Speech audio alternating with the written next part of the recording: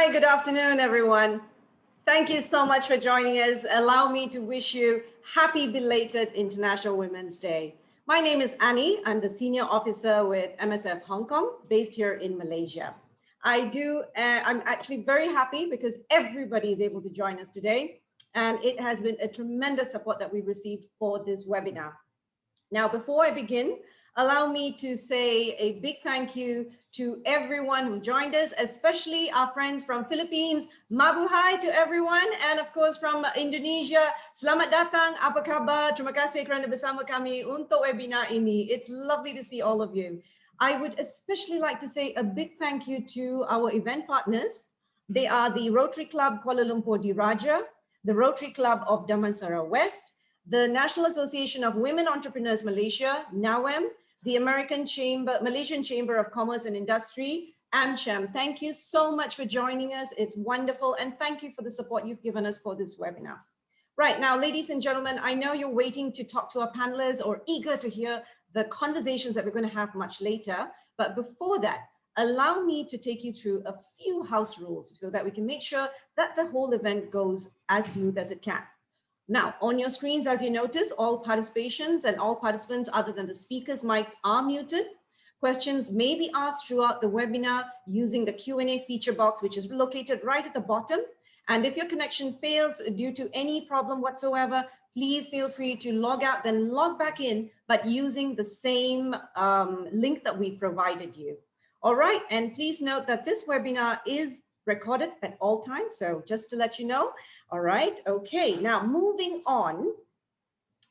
For those of you who've joined us, what you understand from this webinar is that we are talking about self-care for women during the COVID-19 pandemic. That is a topic that we'd love to explore with you. However, self-care itself is a really big topic. So what we've done is we've sort of narrowed it down to two very pertinent questions and two very pertinent topics. One on mental health and the other one on nutrition.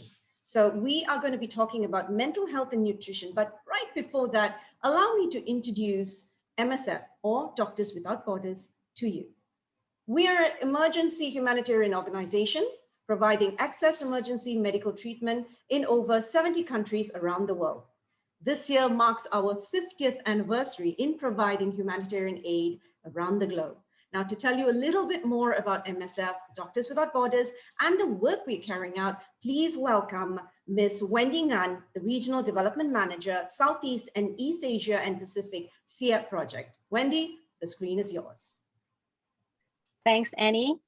On behalf of Doctors Without Borders, I would like to thank you all for joining us this afternoon in a discussions on self-care for women amid the COVID-19 pandemic. First of all, I would like to show you a short video about MSF, and then I will share more about our work, what we have been doing in Southeast Asia, as well as around the mental health area.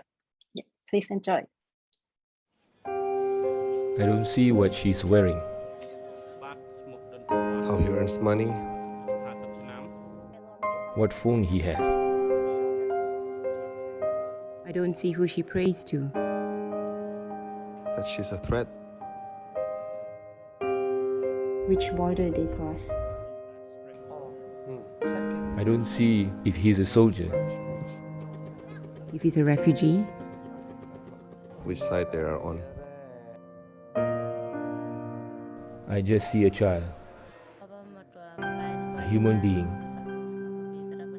A patient. Doctors Without Borders. Independent. Neutral. Impartial.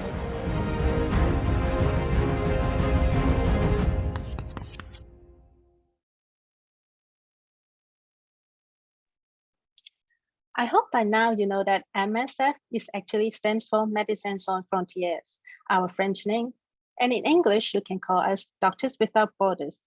We were founded in 1971 by a group of doctors and journalists. They wanted to deliver emergency medical aid to wherever in the world it was needed and speak out about what they witnessed. In conflict situations, MSF's actions are guided by its principles of impartiality and neutrality. This means delivering aid without any form of discrimination, giving priority to individuals at most immediate risk, and not siding with any of the warring parties. Central to our identity is also a commitment to independence, and independence fostered by our financial autonomy. Almost all of our funding is provided by the generosity of millions of private donors from across the globe. In 2019, we have over 400 projects in more than 70 countries. Our core activity is delivering medical aid when a country's health system does not or is no longer able to do so. We conduct war surgery, mass vaccination to prevent epidemics, restore basic medical services during population displacements, and re-establish access to clean water after a natural disaster. The aim is to reach as many people as quickly as possible. Almost 90% of personnel working in the field are employed locally. The rest are international staff. Their professions generally fall into one of the three categories: medical, logistics, and administrative, ranging from midwives and accountants to mechanics and pharmacists.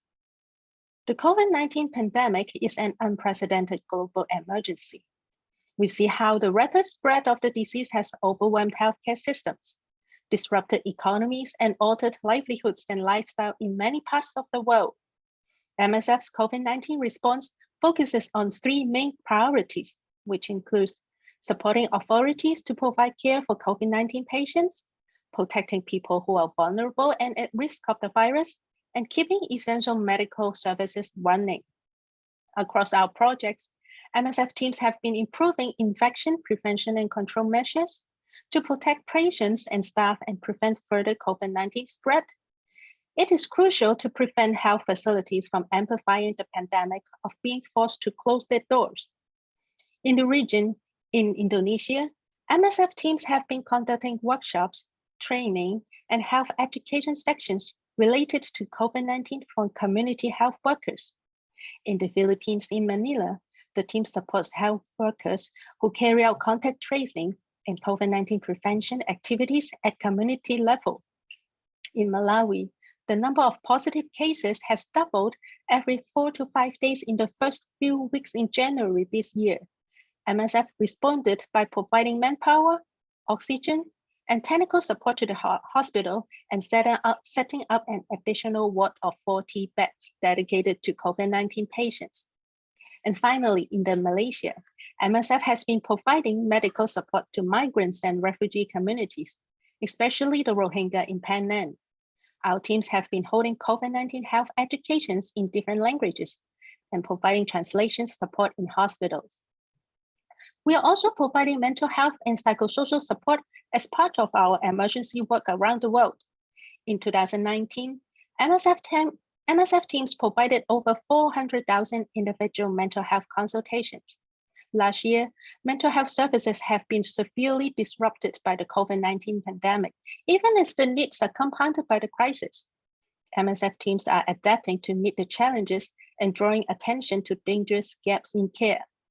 For example, since COVID-19 first broke out in Hong Kong in late January last year, MSF provided health promotion and mental health workshops to vulnerable groups. Last month, another heavy wave of COVID-19 has swept through the West Bank. MSF team launched a hotline service to provide remote counseling to support patients and their families. During a disease outbreak, it is common and normal for every one of us to experience emotional reaction. However, our emotions like stress or fear, if persist for a long time, will affect our physical body and mental health. To talk about mental health and nutrition, to understand how women face their greatest challenges during the pandemic, and most importantly, how we can support each other to overcome it. I would like to turn the discussion over to Annie and the speakers of the day. Thank you, Annie. Thank you very much, Wendy. Thank you so much. That was Ms. Wendy Ngan. Now, for those of you, I'm quite sure Wendy's given you a very interesting glimpse into MSF and the work that we do. And of course, as Mandy mentioned, we're talking about mental health and nutrition for today. So I'm going to start the ball rolling by asking each and every one of you here today, can you do me a favor? This is not going to be me talking and the panelists answering. I would love to keep it as a fluid conversation. So I would like all of you to please do me a little favor. See the chat box at the bottom of your screen. Give me your answers. All I have to ask you is this. One, what comes to your mind when I say mental health? What's that one thing that clicks when I say mental health? There is no right or wrong answer, so don't worry about it. But I'd love to hear from all of you on your opinions, on your perceptions of what does it mean to you when someone says mental health. Now, the reason I'm asking is because when we look at the definition of mental health, the definition simply says mental health means our emotional, psychological, and social well-being. It affects how we think, feel, and act. It also helps determine how we handle stress, how we relate to others, and how we make choices. And mental health is something that is with all of us from childhood all the way till adulthood. So it is with us. It's something that we go on. But as the title suggests for today, we are going to be looking at how mental health and nutrition affects women during the COVID-19 pandemic. And that is the topic that we're going to be unearthing with our panelists later. Now, when the onset of COVID started a year ago, anxiety, depression, emotional fatigue, and turmoil has hit a lot of the working mothers really hard. Now, some of them have lost weight, some of them have lost finances, they have lost income, and more so became difficult for single mothers. The burden was even heavier for a lot of them. According to the National Health and Morbidity Survey, it suggests that every 3 in 10 adults aged 16 has suffered some form of mental health illness. Now, it's very interesting that these statistics are all floating around in our country. If you notice, there is an alarming rise in domestic violence, suicidal tendencies, and all of this goes to show that mental health is something that we really need to pay attention to. Mental health is something that medical personnel and healthcare practitioners probably need to also look into. And while these factors are at play, we have all of this going on, there's also one other problem that the women are facing, and that is nutrition or the deficiency of nutrition. And that is another area they need to look into. So working women, and we all know this, working women do not keep proper nutrition needs for themselves. In fact, they're so busy looking after everybody else that what matters to them, which is to look after themselves, does not happen at all times. And to understand it, at every stage in a woman's life, nutrition and regular exercise are literally the combination of good health and nutrition energy. So what I have to do is this. I want to ask you, what do you think? Does nutrition and mental health have a relative to each other? Is it related, or do you think they're just sitting on two separate areas? Well, you know what? Let's dive in and get to know our panels. I'll take your responses in a bit. Don't worry, I see everyone bringing in your responses. Thank you. I'll take your responses in a bit, but let me introduce our panel that we have for today. Right, I'd like you to say hello to Ms. Sarah Ann Chou, MSF Mental Health Supervisor or Specialist. Sarah has a passion for mental health amongst marginalized groups and populations. She has been involved in refugee and migrant work since 2007. After 8 years of working with refugees and migrants as a trainer, she became a clinical psychologist, inspired by the lack of mental health support available to them. And the rest, as they say, is history for Sarah. Now, coming on board to join Sarah is Ms. Mary Esau, consultant dietitian and senior lecturer. Mary is a senior lecturer at International Medical University. She retired as the senior manager of dietetics and food services from the National Heart Institute. She currently is the consultant dietitian at CVS KL, and she's got 38 years of experience in nutrition and dietetics. She enjoys cooking, something that I associate with, and mentoring people in their personal and professional development. And of course, Mary is the recipient of the Outstanding Dietitian of the Year Award in 2016, bestowed to her by the Academy of Nutrition and Dietetics, USA. Ladies and gentlemen, our panel, Mary and Sarah. Now, we are going to, before I get into Mary and Sarah, Mary, I hope you'll be able to turn on your camera. We can't see you, but let me just go into the answers that we have. Hi, Mary. Lovely to see both you and Sarah. Your mic is muted, Mary. Maybe you'd like to unmute that. Oh, brilliant. Okay, let's see. What do we have here? Okay, so I'm just going to go to the answers that you've all given me. When I say mental health, it's feeling safe, and Ruth says it's feeling safe and secure. Camelia, mental health is matter. It's been diagnosed bipolar since 2017. Oh, Well, all right, Camilla, you've been diagnosed. Okay. Maybe Mary, you'd like to attend to that.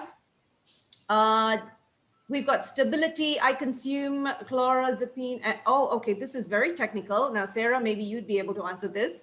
Both related, cognitive behavioral. All right, now it's very interesting of all the responses that you've given us. Thank you very much to everyone who's responded. It's wonderful to hear your opinions on what does mental health mean to you? So I'm just gonna ask Sarah. Sarah, let me start off with you. Among the report that we received, okay, 64,000 apparently women have called the Ministry of Family and Community Development here in Malaysia. And apparently they have said, this is on the first 3 months of the onset of the COVID pandemic, 64,000 called to say that they're feeling depressive, they're having depression, they're going through suicidal tendencies. And it's very alarming to see this. I mean, it's women who are calling in, asking for help, calling out for help. So the question I have for you is, why are women at a higher risk of suffering from depression and suicidal tendencies, especially during this pandemic? Hi, Annie. Hi, everyone. And thank you for having me here today. It's good to be part of this panelist next to Mary. I'm also very keen to hear what Mary has to say about nutrition and what we consume and how it affects our body. Okay, so let me get into it. Annie, your question about women and why are women more susceptible to depression and suicidal tendencies. If we go down to the biological factor, women generally do have a hormone that just so happens makes us prone to experience depressive symptoms. Right. So if you look at the diagnosis of depression for women, we have you have postnatal depression. You have depression affected by menopause. So just that alone, it kind of tells you that women, our hormones actually affect our emotions. Okay. Right. From a societal point of view, I think how many of us actually have heard our parents or grandparents say girls shouldn't cry? We only hear boys shouldn't cry. Women are usually allowed to express emotions.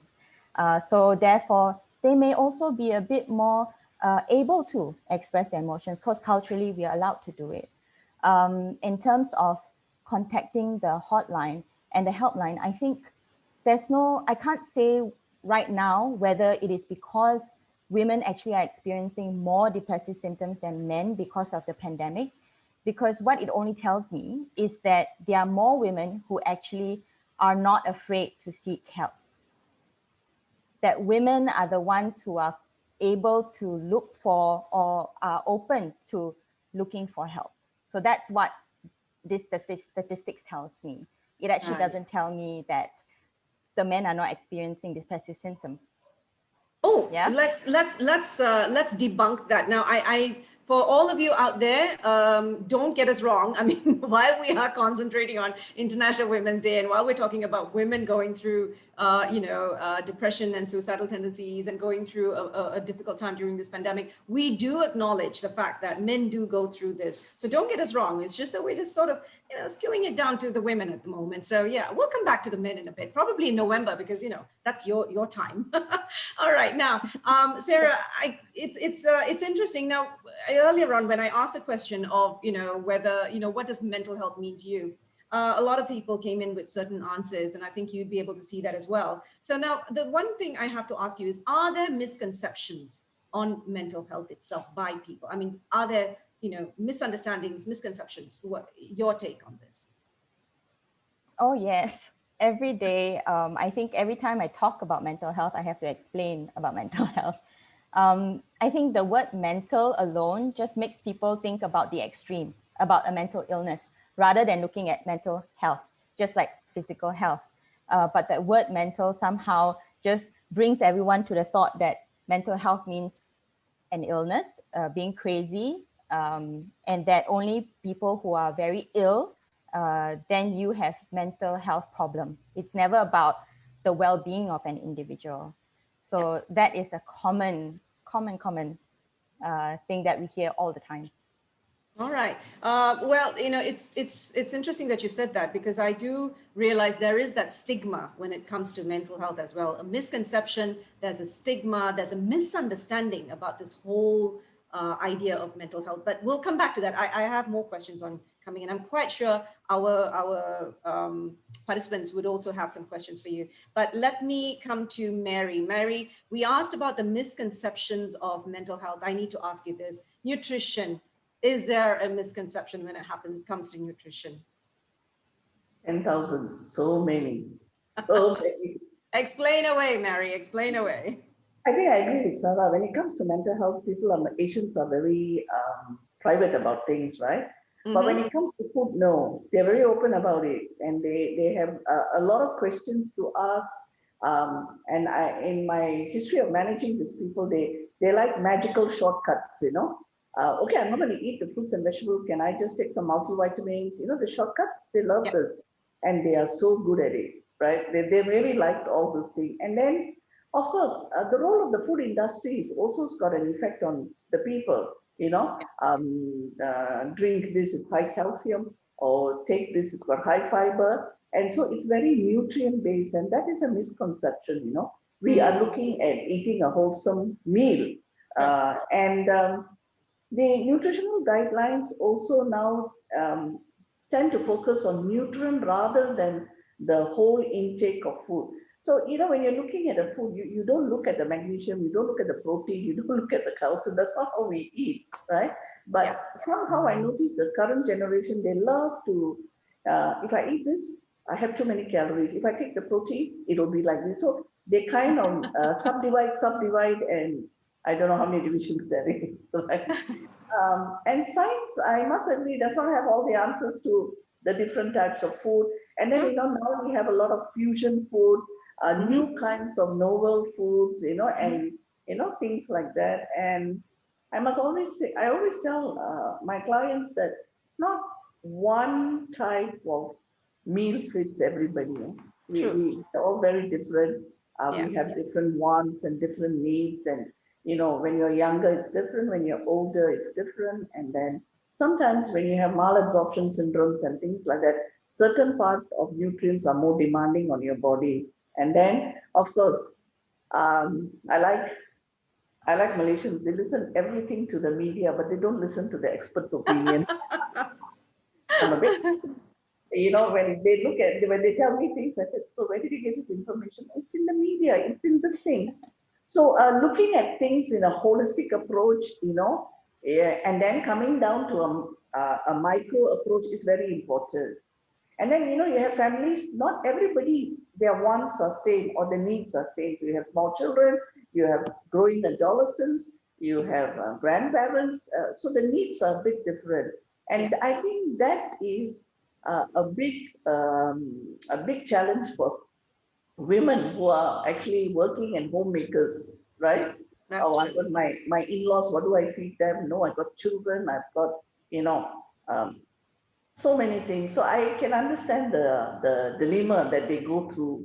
The many hats that women wear. I'll come to that in a bit. That's much later. I have a question on that one. Hold that thought, Mary. Now, Sarah, just jumping back right to you. A quick question. Now, if we want to, again, this is for all the working women, me included, if we want to maintain a very well-balanced mental health, or rather we want to maintain a well-balanced care for ourselves, what can we do? Okay, so when we say well-balanced, then we have to look at many different areas. So if I'm going to use the biopsychosocial model of mental health, meaning your biological, your psychological, and your social environment affects your well-being.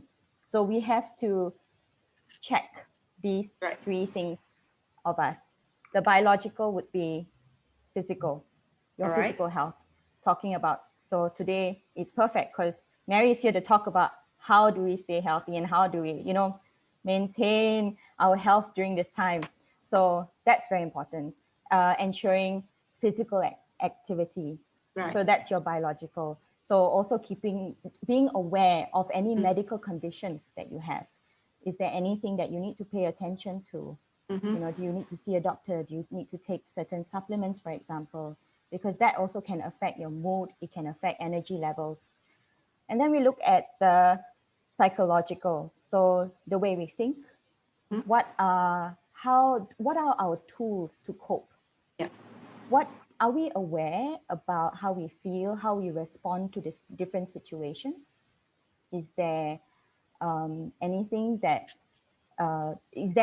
affects the way we respond or the way we behave? Are we aware of that?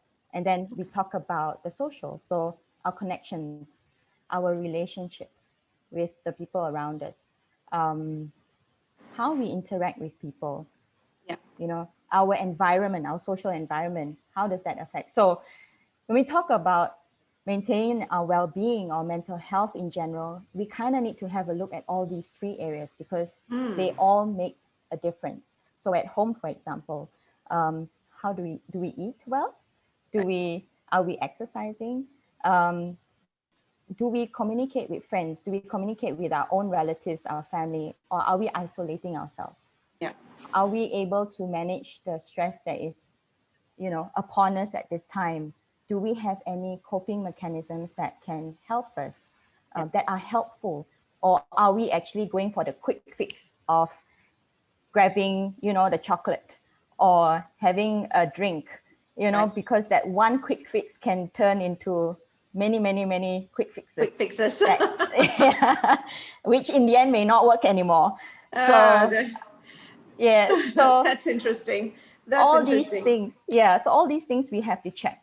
I think that to pay attention to. Yeah. Okay. Well, you know what? It's interesting you mentioned exercise because I remember calling Mary at one point during this during this the initial arrangement of the webinar, and at one point I think I caught her when she was walking, and she said, "I'm doing my how many steps was it, Mary? 10,000 steps." 10,000. 10,000 steps.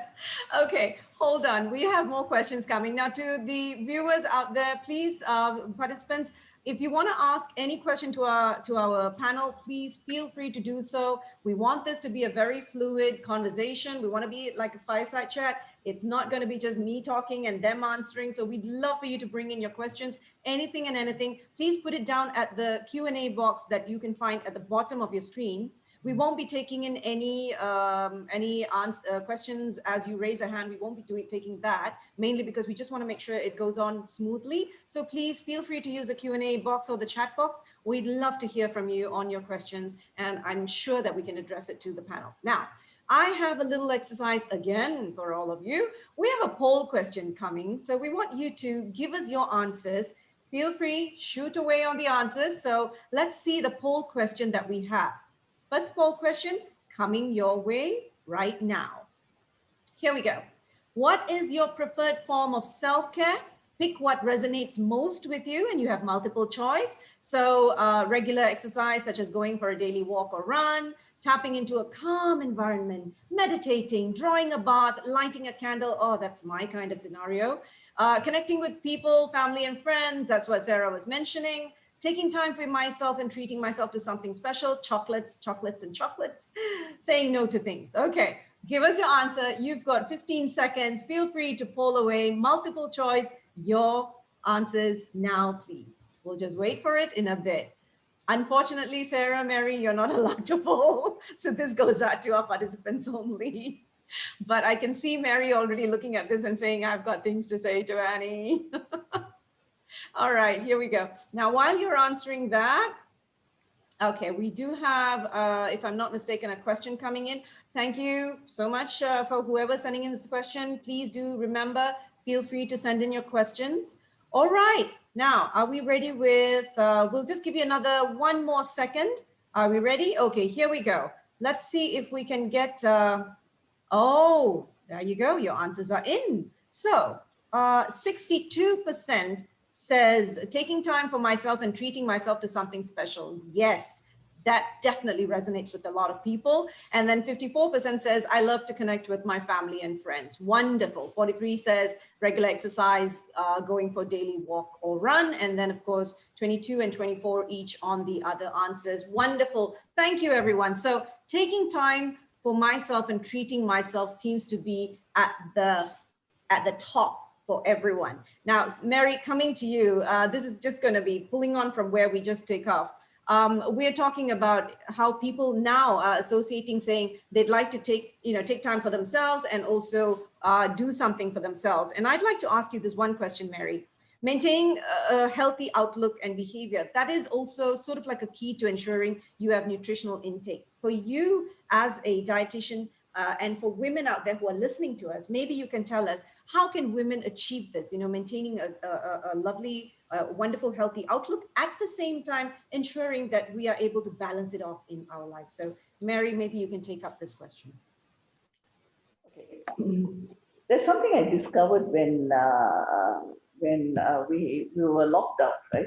Yeah. We were locked up. Okay. We were locked up, right, for the 3 months. Uh-huh. Let's say prior to that, the family eating habit was very different. Okay. Mm-hmm. So in the morning, they get the children all ready, or, get them to the school or the university, and then drop them. And then the parents go one way, the other side, they go to the jobs. Yeah. And they eat with their colleagues, and they eat with their friends. And then they come back, and then on the way back, they buy food, right? Mm-hmm. And actually, nobody noticed each other what they were eating until they sat down at the lockup, in the real locked up. Then they watched each one eating. Oh, my son doesn't eat fruit. What happened to my daughter? He became very self-conscious. Yeah. Now, many years ago, I don't think we had this problem because breakfast was family, lunch was also family, dinner was also family. But today, the family is very different. So they thought they were eating to grow, to go, to glow. And suddenly it became a big issue of blame. Hey, why you eat like this? Oh, I didn't know you didn't like this.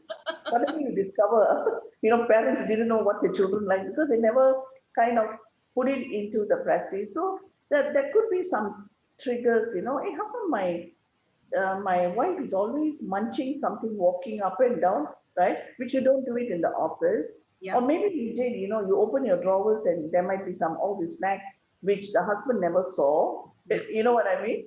And then the challenging situation, my God, I've got the 3 kids and everybody is having class online. What do I do for breakfast? And then the kids get very hungry, Ma, what's next? What's next? I have friends who told me, my God, can you send me some recipes? Because I'm really going crazy, right? And then this caused a lot of stress and caused a lot of fatigue. Yeah. And especially to the younger mothers, with due respect, because they don't know how to cook. So suddenly they are stuck how to cook some simple meal, Yeah, that's true. And they can't go out. And many of the children, when we talk to them, they say, no, la, outside food is better than what my mommy cooks at home. So that was the other challenge. So I think that was the issue. So when they asked me, I said, why don't you start with a weekly menu? I mean, just put a menu, very simple menu, right? And then, keep a routine. Say, hey, breakfast is at this time, lunch is at this time, dinner is at this time. But there must be discipline now, because during this time, there was no discipline. Everybody was eating all over the town, so we don't know, right? And then suddenly you realize that, how do I cook this? So one of the things I told some of them was, okay, if you're cooking chicken, they said, look, it's going to be chicken curry and it's going to be really, I said, no. Half the chicken, you cook some flavor. The other chicken, what do you mean? I say half the chicken, maybe you want to have tomato chicken or sweet sour, whatever you like. Mm-hmm. The other make curry. So you have 2 sets. So if you have lunch, chicken curry, dinner, you're having sweet sour. So it makes a lot of difference in flavor. Right. So you alternate basically. Yes. And of course, the vegetables, I just say the best. Suddenly they ask me which is the best. I say it's not the best, just put color, any colors you like. So you have a lot of variety. So the more the color, the more antioxidant, the more phytochemicals, right? And then of course, flavor and texture. That's very important. Yeah. I will come to flavor in a bit, Mary, but it looks like we've got a question going at the moment. One of our participants actually asked this. Hang on a minute, let me just get it. It says, is it advisable to take supplements? Is it advisable to take supplements? I think a lot of us do take supplements. Mary, what is your advice to our participant at this moment? The question is, you need to ask, why do you want to take it? Number one. Oh, okay. Who recommended those supplements? Mm-hmm. Okay. Now, normally, when we take supplement, there must be a reason. Okay. Women post-menopause, okay, calcium intake is low. You see an ONG, you see a proper person to tell you. Now, self-supplementation is very dangerous. Okay. I will not recommend that. You can also speak to your doctor and counteract it with your pharmacies. But you need to be very careful. If you have diseases like diabetes, cardiovascular, and then you really need to see what kind of supplements you need to take. Yeah. However, mega dosing with supplements is a sure trouble thing. So I always tell, read the bottles that tell you how many milligrams of what they give you, and is it the recommended amount? Because if it is 120%, then the recommended amount. For example, vitamin C. Why do you need so much? After all, it'll get into your urine, and your urine becomes rich in vitamin C, right? So you only need about 80 to 90 milligrams, but if you want to take 3,000, 4,000, it's not worth it. So you're paying for it, but then your urine is rich with vitamin C and it's thrown off. And then you get another problem altogether. And then multivitamins like vitamin A, D, E, K, they are not water soluble, they are fat soluble vitamins. Okay. So what happens is, if you take mega doses or a lot frequency, they actually start storing in your liver, in other parts, and then you get into trouble. So I always ask, why do you want to take it? Who recommended it? All right, Mary, I have one more question. I'm sorry, I have to interject because just following suit on what you were talking about, nutrition and the food that we are serving on the table for our families. Now, during the COVID-19 pandemic, a lot of families had financial constraint. They faced financial constraint. So families out there were not able to put, or rather are still not able to put, a balanced diet on the table. So that becomes a strain on them. But as a dietitian, how or what can you advise them? How can they still maintain a balance in terms of putting a nutritious food out on the table for their children and for the family? Okay, this was a challenge, especially in the lower middle class families, when you're looking at they've lost their jobs and they have no means of getting proper food. So basically, I go back to the basics. And so Annie, I must tell you, I'm very glad I did my nutrition and dietetics in India, because my project was slums. I had to prepare meals for the slum children with just half a liter of milk, and I think it was quarter kilo of flour. And I was sitting and thinking, God, I need to pass my exam. So how do I make high calorie food? And I think that was a very good thing, because I found that whenever patients who can't afford, or clients who can't afford, they ask me, how do I do it? Now, if you look at the cheapest source of proteins that we have, which is affordable, is legumes, beans, eggs, right? They are very affordable, right? You can have it, and they last long. Number two is rice is manageable, and vegetables are manageable. So we tell them, they ask us, I said, don't go for broccoli and cauliflower, they're pretty expensive, right? So go for greens, go for, more affordable vegetables. Then how do you pull this whole thing? And then I taught them portions, right? This is 1 cup of rice. This is how you eat, because you're not going to work. You're not doing anything. You're just sitting in your home. So you teach them portions. Then you look at how much budget they have and how much is their grocery budget, and you match it. Okay. All right. Portions, I'm coming to that in a bit. Sarah, yes, you want to say something? I actually want to ask a question, Mary. Go on. So it's regarding nutrition for the lower SES. So in our clinic, we actually work with refugees and a migrant population, which really it's very hard for them to put food on the table. Sometimes they even just eat 1 meal a day. So, and the thing that keeps them going and keeps them full is rice.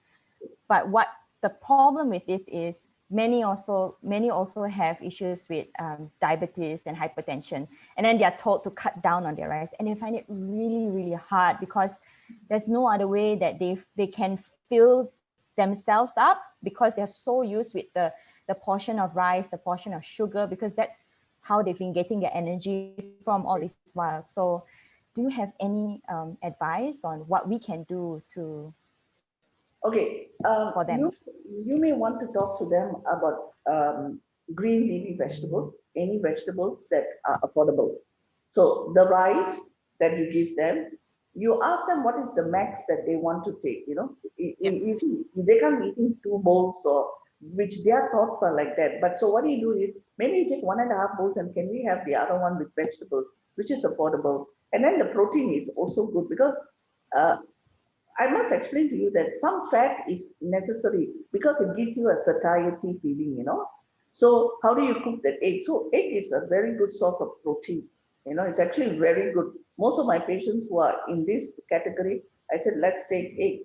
And you don't have to worry about the cholesterol or anything, because there is no evidence about it. It's the total amount of food you take, you know, where your fats are, how do you do it? So I would say that how much can you cut? Number 2 is how much they cut, I put in the vegetables, right? And the other thing is, you may want to look at legumes and beans. They're more affordable. Lentils, right? And eggs. And then, you know, tofu and tempeh is a very good example, which is affordable. So you may want to look and explain and see what their budget is and fit it in. So those are the challenges. Very interesting. You gave me some ideas on my cooking as well. Thank you, Mary. Thanks, Mary.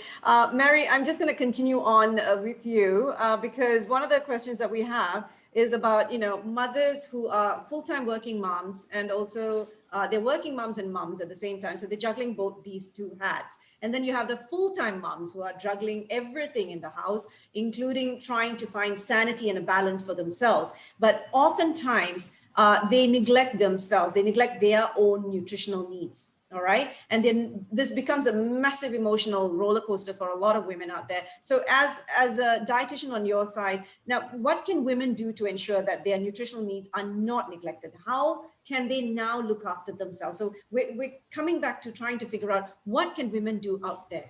What is your advice, Mary? I think women need to step back and reflect. I think that's very important. You know, they need to reflect, because they're always doing things for everybody except for themselves. Right? Number 2 is, I always stay very simple. Whether you're wealthy or you are middle class or whatever it is, the best thing I tell them is use the plate. This, which is I'm showing on the slide. Right. So what you do is, you look at your plate, and in the Malaysian plate is suku tuku separuh. Okay, it's quarter, half. Half of it is vegetables and fruits, and the other quarter is any carbohydrates. Yeah. And the other quarter is any protein. It can be vegetarian protein, lean, chicken, food, whatever you can afford. Now, I've noticed when I've spoken to many people, you have a variety of minerals and proteins and all this given. But I noticed many who adapted this eventually told me that, okay, initially I didn't feel full, but eventually I felt much better, because it's acclimatizing. Yeah. So there should be a timing, there should be a routine, and excuse me, you need to have discipline, right? I mean, lunchtime, dinner time. I mean, why do you skip? You know, they told me they skip. I said, so have you not put petrol into your car? Of course I do. What will happen if you don't have it? It'll stop. I said, that's the same thing that happened to you now. You know, you either binge later, or you starve, you go to bed, and then you get other issues coming in. Okay. All right. Now, coming back to Mary. Mary, now we are also talking about self-care during the COVID-19 pandemic. Again, we're getting back into the 2 biggest topics, you know, mental health and nutrition. I'm just going to ask you this. For women out there, for all of us actually, you know, how do we recognize that people are not coping? Women are not coping. What are the signs that we need to look out for? Women are not? So they're not coping. I'll check this with Sarah. Sarah, maybe you can take this question. Yeah, it's quite simple if we pay attention. Changes what are some of the changes we're experiencing daily? So are we eating more, eating less? Are we sleeping more, sleeping less? Are we getting moody easily, agitated? Are we losing interest in things, losing pleasure in things? We're basically like and sometimes you hear Malaysians will say something is off. Yeah. Like something is not right or off, and that is already an indication. Sometimes we actually go on automated mode, I'm just doing, not realizing like I didn't close the door. I didn't remove the key from my door. So these are also signs that we are tired. We need to start paying attention to ourselves. Sometimes even we can't even have a shower. Like when we have a shower, you start with a shower, but you walk out without shampooing your hair when your plan was to shampoo your hair. Or even not washing off the soap sometimes. And this has happened to people, myself included, I think, Guilty. going in because our mind is occupied. Yeah. So when that happens, so even when the time we are supposed to be able to take a break, we are not taking a break. That is already a very, very strong indication that we need to start paying attention to what's going on. Okay. Now, it's interesting you said that. I always advocate me time. I think a little bit of me time for all of us, men, women, whoever you are, a little bit of me time really goes a long way. It's small little me time that you allocate for yourself. Now, the one other thing that I want to highlight this, Sarah, this is coming to you. Just recently, the eldest daughter of our beloved king here, she launched a foundation, and it was called the Green Ribbon Group. Now, this foundation specifically is pointed to talking about and raising awareness on mental health. So she said what she wants to do and she aims to do is that she wants to get more and more people talking about mental health, more and more people talking about the need to address this particular issue. And it's interesting because I'm gonna go to a very a larger area at the moment, which is happening in the country among the women's groups. They are very open to knowing this. Domestic violence cases has been on the rise as of the onset of the pandemic as well. There are women who are physically, psychologically, emotionally, mentally affected by this. A lot of them do not know where to go. They don't know what to do. With your advice and your take on this, Sarah, what would you recommend for medical practitioners who are with us today? What can they do? Thank you, Annie. And I think that it's a good, I like that you asked me about what medical practitioners can do, because too often we're asking what can women do, but actually they're already stuck in that situation. And it's those around us who could actually do a bit better sometimes. There are many places that women can do, number one. Women can go to, number one. So on the screen, I think we can see all the places that do provide support to women, and they can be just a phone call away. On the other hand, those of us in medicine, for example, women actually come to the doctors. When they are injured, when the partners actually don't stop them from going to the doctor, but they just don't report what has happened to them. So I think we can actually pay attention to the signs and the symptoms. For example, there's very visible, sometimes all these symptoms are very visible. It could be pelvic pain that's been lasting for a while. It could be just discharge, that is abnormal for that woman, for example, or if she keeps returning with a UTI, it could be simple things like that sometimes we forget that these are actually symptoms and signs of the abuse. So if as frontliners, doctors, nurses, anyone, even the general public, for example, if our friend is talking about this, this lower back pain or pain somewhere, or they always wear long sleeves. They never want to show, their body, maybe their arm. They could be hiding something. And we must not be afraid to actually ask the question, is everything okay at home? Or usually people with these symptoms also have experienced physical or sexual abuse. I wonder if this is also happening to you. Asking them in that indirect way. And And, sometimes, maybe because husband and wives come in, in MSF in Penang, in our clinic, we actually practice a one patient, one doctor policy. So the woman, even though she came into the clinic with her husband, has to come in to see the doctor alone. Right. So this actually gives her a space to actually be able to answer a question a bit more intimately, and she is able to be a bit honest with them. So I think we have a responsibility, all of us, not just the survivors who are in the situation, but we can actually support and help the situation by being able to identify and to also remember that we're not here to make reports. Yeah. We're not here to make the report, because that may not be what the survivor wants.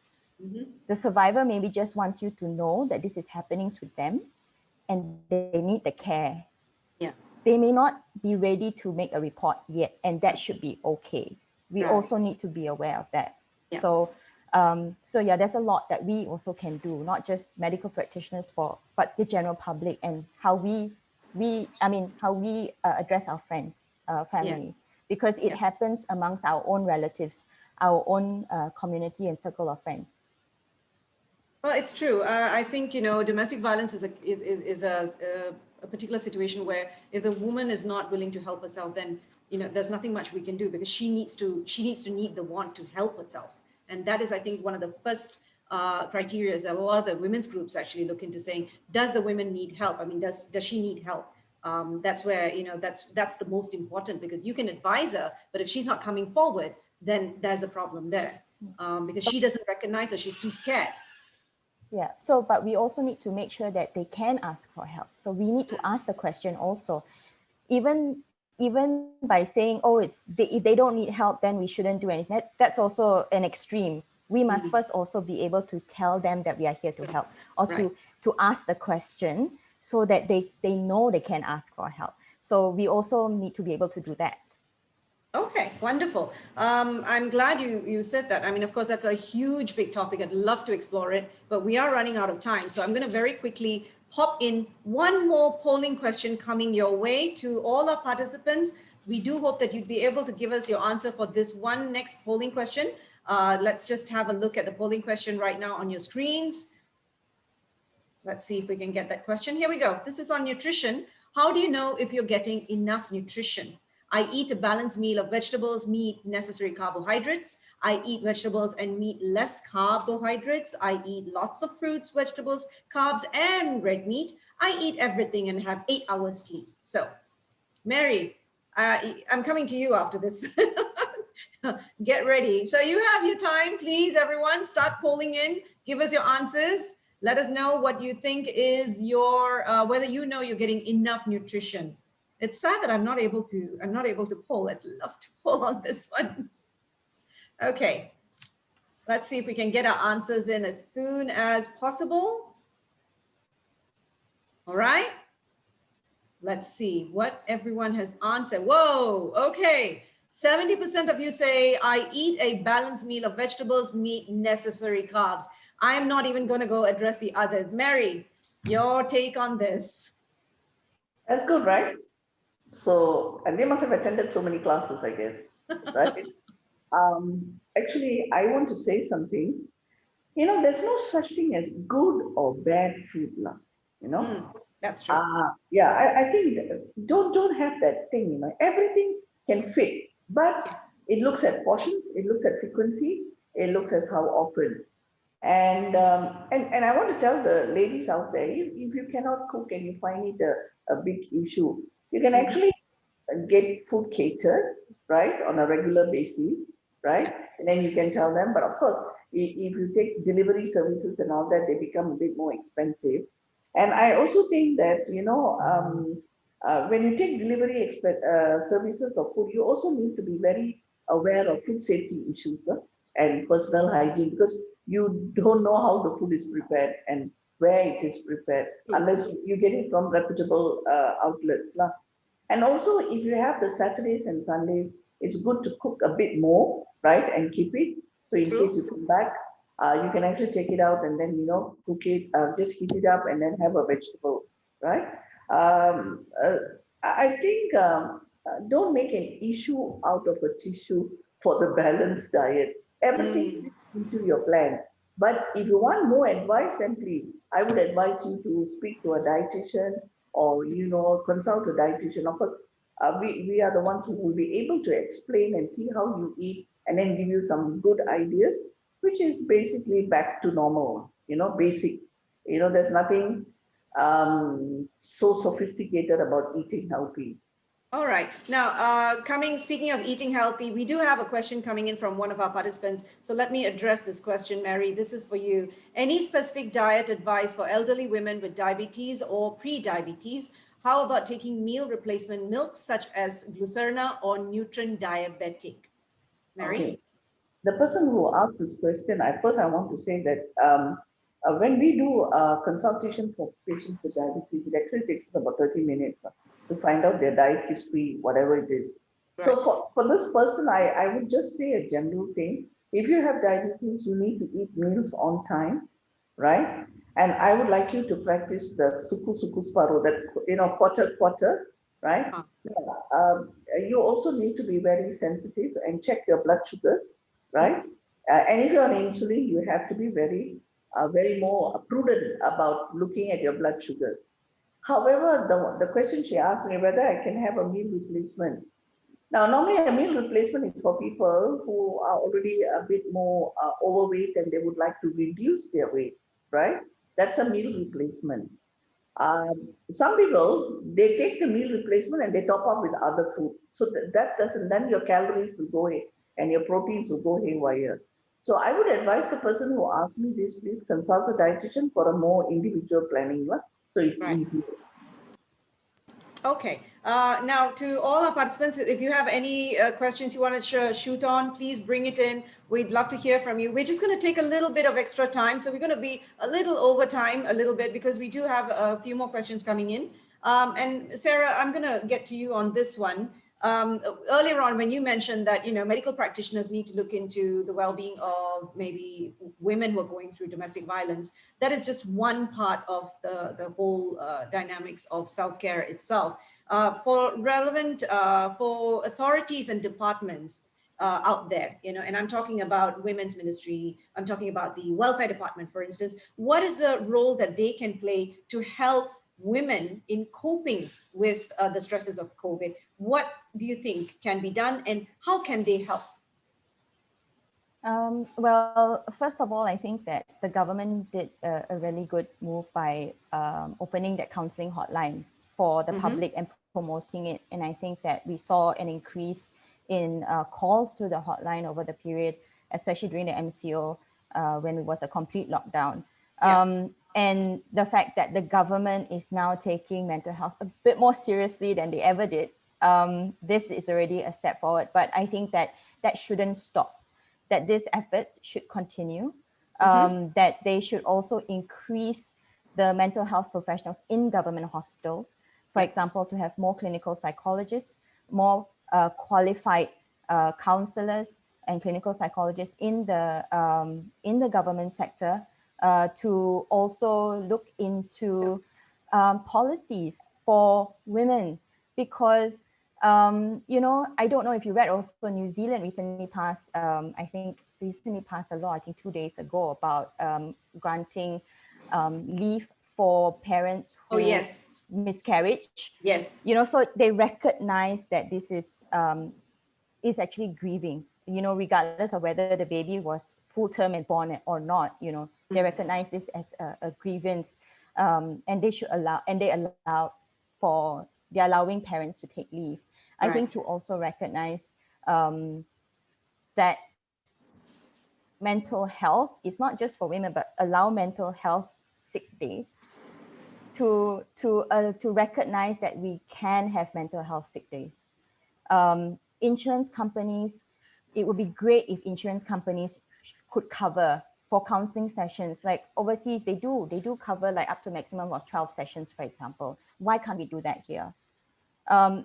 As our world becomes, busier, the need for mental health support becomes greater. We may connect socially, through the media, through the net, but we're not connecting, on a face-to-face, and that is what people need. And this will cause more and more social issues down the line. So to have insurance companies actually include counseling services or mental health services as part of their coverage, to have companies maybe include counseling in their companies, because okay, look at it this way: if your staff are happier, if they feel well, productivity level will increase. Very concentration levels will be there, productivity will increase. So actually it's a win-win at the end of the day.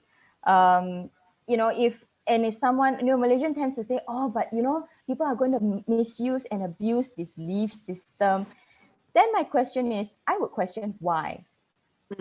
Why do you think they need to actually lie to you? Then there's something wrong already with your company or your organization or your system.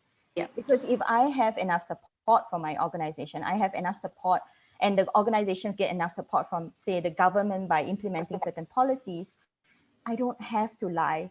I don't have to bluff you why I'm taking sick leave. I can tell you the truth. So so if we can have that, we're looking at, on policy level, at the government level, we're looking at companies as employers, what can we do?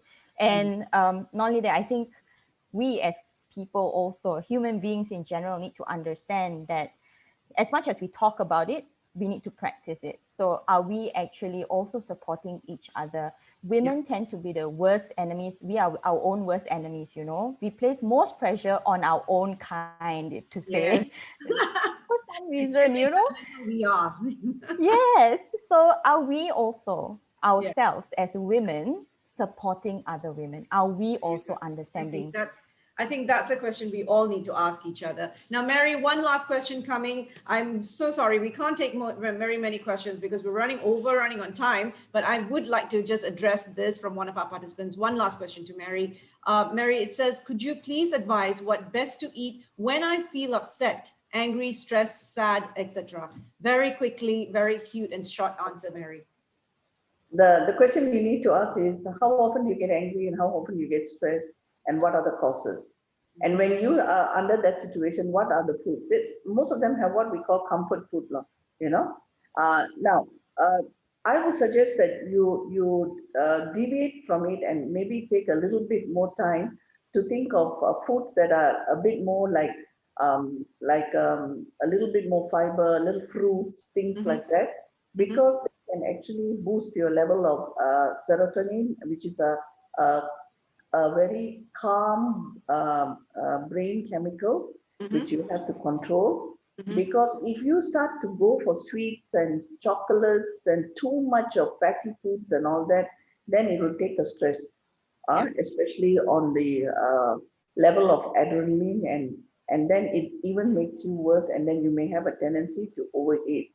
But I have an advice for you that if you think this is very common, it's good to see a clinical psychologist and a dietitian together who can work out for you the program. I always believe working in teams so that we can help each other for you to be better. There are a lot of reasons which, because of time, I will not be able to explain, but why not you go and see a clinical psychologist and a dietitian to help you to overcome this problem.